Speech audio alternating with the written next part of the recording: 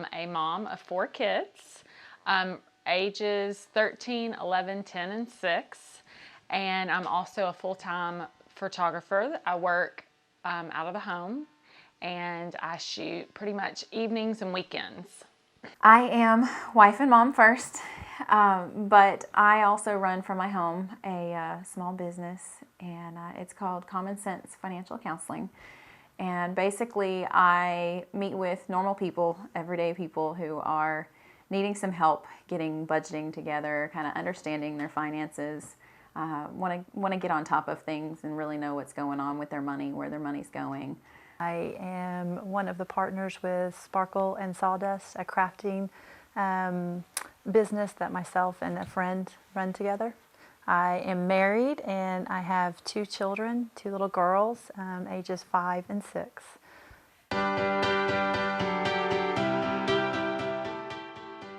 I know many women want to give up their job and stay at home with their kids. It is hard. It's a struggle. I've worked and used a nanny, and we both were working full-time, and it's hard to go from 2 incomes to 1. And some of the people I've worked with, that was their goal, was how do we get our finances to where we can survive on 1 income. I love it. It's not easy at times. It is financially tight. We have to really work on keeping our expenses at a minimum so that we can afford it. But I definitely feel privileged, definitely. I do feel very privileged to have been able to stay at home with my kids. It was a sacrifice to our family. We were used to 2 incomes, and we had to cut back and find ways to make it work and cut coupons and do all those things. But it was more important to me to be at home than it was to have extra money. But I do feel privileged that we figured out a way to make it work, because I wouldn't trade the time for anything. I definitely feel privileged to have the opportunity to stay at home because, like you said, so many women would love to do it, and fortunately I am allowed to do that, so it's a blessing, and I do thank God for that. I try not to take it for granted. I try to remind myself how privileged and blessed that I am to be able to stay at home with my little ones.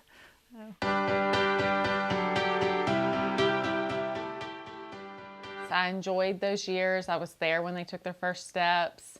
I was there when they did the first everything. I met friends at the park, spent lots of time with them, just establishing relationship, and was just really able to just have a firm foundation for my kids. I met their needs. It wasn't anyone else meeting their needs. I was changing their diapers and feeding them and taking them places. It was all, they depended on me, and it was just really a sweet way to develop a depth in our relationship.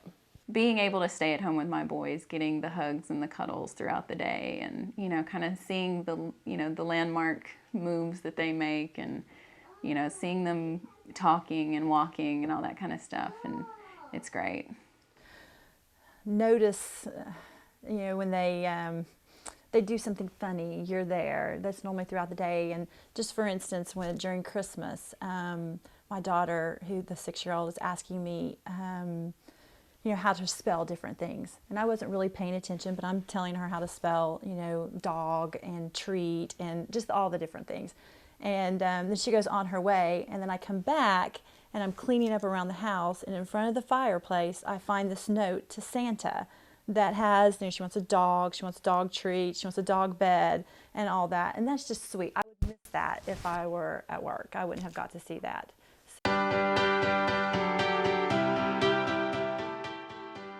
So the hardest part about being a stay-at-home mom is just going from having a career and seeing adults and having adult conversation, and then you're just home with a baby who's not really communicating with you. They're cute as can be, but there's not really that, stimulating conversation. You almost feel a little trapped.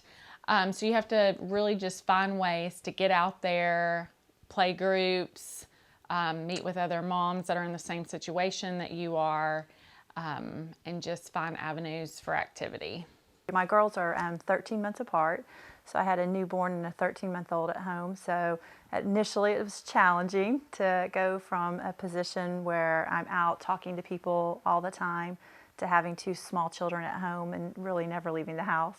But now I love it. I wouldn't change it for the world. It's great to be able to spend that time with them. You know, it's hard being a stay-at-home mom. Sometimes you feel like, well, I'm not contributing. So it is really hard when you feel like, okay, well, we use the most resources of the household here at home, but yet I don't feel like I'm contributing financially. So that's, it is a struggle. You have to realize all the work you do at home. And many times, you realize that if you go to hire a maid or you hire someone to help you, you'll realize just how much money you're saving. So, but it is hard. Sometimes you think, okay, well, what's going to happen to my career? Is this really going to hurt me on my resume? I'm going to have this massive gap, It just depends, what career you're in. You have to weigh the pros and cons.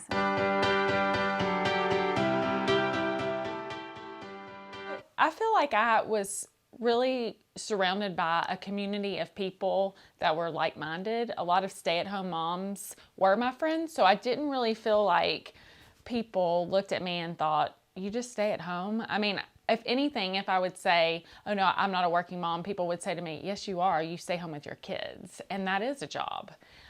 So I didn't feel any condemnation from others as far as the decision that I made. I feel like people respected the decision that we made as a family for me to stay home. Can ever you need to put yourself in somebody else's position, but you can't do it until you're obviously in that point in your life. But just like I said, just everything that we do, every errand that we run is with our kids, and it just makes everything a lot longer and more difficult. So, but like I was that mom that looked at the working mom and said, I don't know how you don't have time, to clean your house and do the laundry and go to the grocery store. I work full time and I have a child. So, but now I understand it's a lot more difficult than you think. I have had questions, from people, okay, what were you doing here, and it's hard to say, oh, I'm staying at home, I have a lot of support, but I have had friends, acquaintances look down on me, just, oh, well, all you do is stay at home and eat bonbons all day, No, if you're around my 3 kids, you'll know that alone is a job in itself, and then trying to take care of a house around it, I stay plenty busy.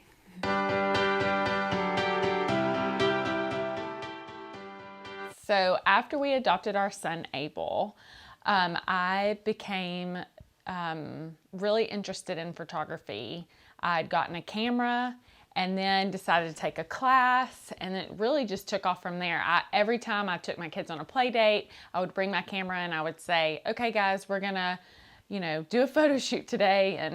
And then they got so tired of me taking their picture that I started taking pictures of other people's kids at the park, just friends. And then before I knew it, I had families contacting me saying, hey, can you take our family's pictures?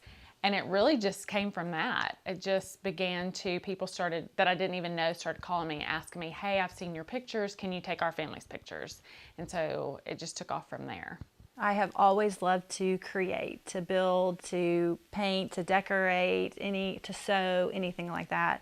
And in the past, when I was doing this, I would always do it like as a gift for a friend and just give away. And everyone's like, oh, you should sell that. You should sell that. And I thought, oh, no. I mean, thank you for saying that, but I'm just not at that point. And then I had an opportunity through a Facebook web page to post some of my creations and sell, and they did a lot better than I expected. And then from that, we were, myself and my partner were invited to do a craft show. I had started a small business in February of last year and registered for a name and all that stuff. And then I kind of just did little things on the side, like I'd sew, like a friend or someone, like my hairdresser actually was my first client, and she said, oh, that's such a cute outfit your daughter has. And I said, oh, well, thanks. And she said, you sew it? And I said, yes. And she said, oh, can I order something? And I was like, okay, like I'll try this. So she did, and so she has bought a few things, and then like just random little things. But I did the same thing. I would make gifts for people, usually is how I did a lot of things. I didn't typically sell, but I did start to do that just a little bit on the side. So her business was called Button Tree, and then Yes. we were asked to do a show. Actually, I was asked to do a show, and they said, give us your business card and we'll put it on the invitation, or give us your business name, we'll put it on the invitation. I was like, oh gosh, I don't have a business name. I was like, I gotta come up with something. And so I just sat with Laura and I just brainstormed with her, because I was like, okay, I like to do the woodworking, but then I also make jewelry, and so I need something that encompasses both, because I don't know in the future where I'll take this business. And so I played around with multiple different names, and then I settled on Sparkle and Sawdust.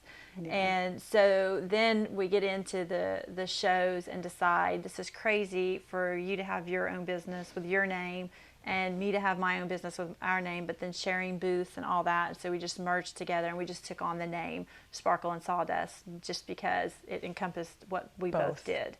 Lots and of so yeah, so that's kind of like how that began.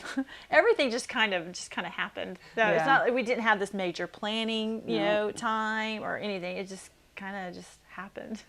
A friend of mine just happened to tell me about a program for military spouses. You can do it wherever you are. It was an online program.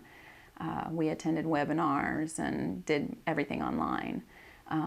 They sent us books and everything, so we still had to study. We had exams and all that. So I did that while I was mothering over in Italy, and finished my program when we moved to Florida, when I actually did my internship down there. I've always, kind of had books around and, always studying, always trying to stay up to date with things. But my husband works in the finance industry too, so, we tend to be a little nerdy around here. We'll have discussions at night about insurance and, all this other stuff. But so, honestly, last fall, I just felt like, you know what, I'm just going to feel it out. And had a lot of support from friends and family, and they all said go for it. So, I just did it.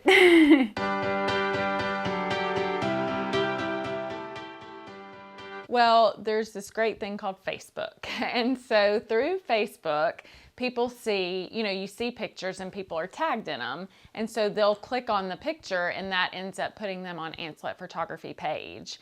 And then from there, they'll message me and tell me that they'd like for me to do their pictures. I have a website, so people can get to the website through Facebook, and then they end up just contacting me through email or via the phone, and then we set up an appointment. How do people get in contact with us? They various different ways. Word of mouth, and someone will get my cell phone number from a friend who has it. Our main way to contact us is through our Facebook page. We have a Facebook page, Sparkle and Sawdust, and you can contact us through that. And then just at the craft shows too. But it's mainly more actually just word of mouth, and somebody gets an email address or a cell phone from a friend. So it's generally how people contact us. I had a few friends. I kind of just felt them out. Hey, what do you think about this? Do you think this would be a good idea? Do you think this is something people will want? And most of them, the easiest way to keep up with people for me is Facebook. So I started a Facebook business page and got a lot of hits and interest on it. And so I haven't marketed at all, and I don't even have a handful of clients yet. But right now they're keeping me busy in the little time I do have. So.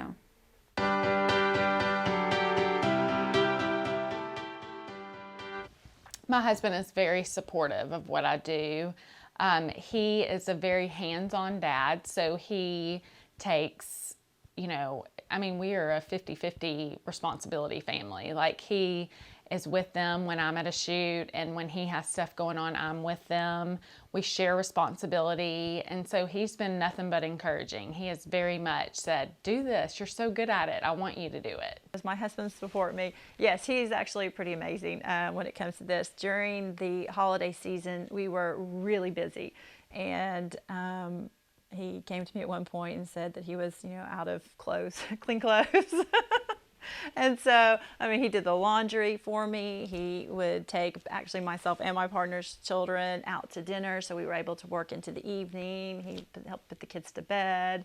So he was pretty phenomenal, so to say. And then just the financial cost of starting up too. I mean, obviously he was very supportive in just buying the equipment that we needed to start up. So yes, he's been very supportive. So He is sometimes my best cheerleader in the way that I don't want him to be. He has a tendency to kick my butt. You need to do this, you really want to, you need to take the time for yourself, that kind of thing. So he understands how frazzled I can get during the day and how much work it is, and that I need the adult time. And but no, there are a lot of times where, I'll be out with a client in the evening and he'll be watching the kids, or, he'll stay home so that I can attend an event or whatever. So yeah, he's definitely helpful.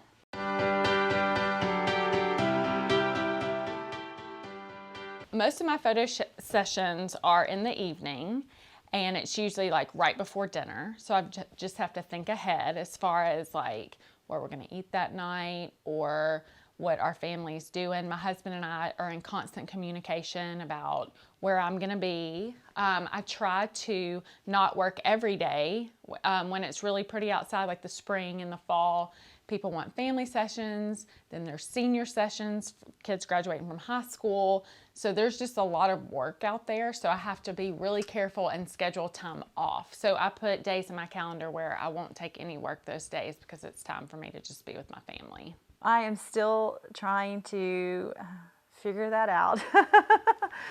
This is still very, very new, and for the most part, our orders just flow in a few at a time, which is nice. But again, during that initial setup and during the holiday season, it was very busy and very overwhelming, and it got to be the point where it was hard to manage family, and we realized that that is not what we were looking for. It's nice to have the business, and it's nice to have so many people wanting our stuff, but that amount at one time was just a little bit more than we desired. So now, just with a few orders flowing in, it's easy to be able to go out to the garage, open the garage door, let our kids play while we're working on, sanding a piece, or if it's raining, I'll be upstairs in my craft room doing a piece of jewelry while my girls are either in there with me or in the playroom playing. So we just tried to incorporate it all together. I actually started this business as a way for me to have some adult time to keep my skills sharp as well, though. It works well for me because I can see clients around my schedule. Most of the work I do here at home anyway, so I can have the kids, running amok around me, and it's just not a big deal. And then I can just get a sitter, when I have to meet with someone. So it works for me, and it actually will, keep me in the industry as well.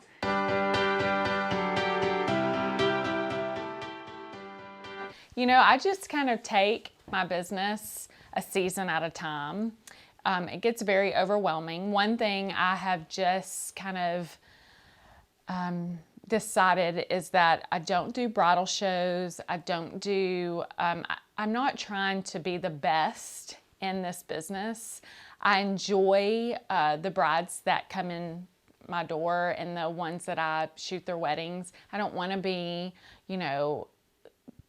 the best. I mean, I don't want to have the highest prices and just climb the ladder of photography. I really enjoy it just like it is right now. So I'm not really trying to change what I do. I'm just trying to pretty much maintain what I have. And if anything, just maybe even try to cut back a little bit so that I'm home a little more. But honestly, it's not even the time away from home. It's the editing that I have to do afterwards and the time that it has me at my computer. Even though I'm home, I could be present physically, but I just want to be more present emotionally and be able to connect with my kids. So probably for the future, I don't have any big plans to grow, but maybe to shrink a little bit. So that is a great question. Do I have plans for the future? We have plans. We just aren't quite sure what they are. So we are going to continue doing what we're doing, which is just promoting our Facebook page and word of mouth. We'll do craft shows probably quarterly, and we're looking at possibly renting a booth in another in a business where they'll manage it for us, and we just supply the products. As we talked about opening our own store, but just the cost and then the time it would take for us to run it, and the overhead of paying employees and all that, just I don't think is in right now in our future. So it would be more looking at one of these businesses that rents booths out and manages it. So that's what we're looking at. So, You know, my husband and I have actually talked about eventually, we'd love to have an office where, I work my business, he works his business, and, and it would be great. But for right now, while my kids are little, I enjoy being home and the flexibility that I can, I don't have to pay for an office and I don't have to have open hours and all this. I can just do it around my schedule and what I want to do.